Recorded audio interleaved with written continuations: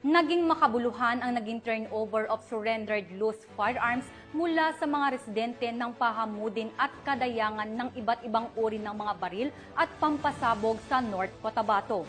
Ang kabuuan ng balita mula kay Patrolwoman Leonora Gawang. Matagumpay ang sinuko ng mga residente mula sa mga bayan ng Pahamudin na Balawag at Kadayangan ang iba't ibang uri ng baril at pampasabog sa barangay Salunayan, Midsayap, North Cotabato nito lamang Agosto taong kasalukuyan. Ang nasabing aktibidad ay pinangunahan at dinaluhan ng Cotabato City Police Office sa pamumuno ni Police Colonel Giben Bungkayaw, katuwang ang 62nd Infantry Brigade at ang 34th Infantry Reliable Battalion ng Philippine Army, gayon din ang lokal na pamahalaan ng SGA BARM.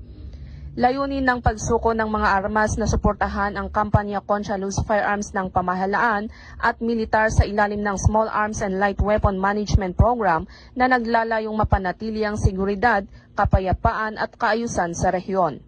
Dumalo rin sa programa ang mga kinatawan mula sa PNP, militar at lokal na pamahalaan bilang patunay ng kanilang matatag na suporta sa advokasya para sa pangmatagalang kapayapaan.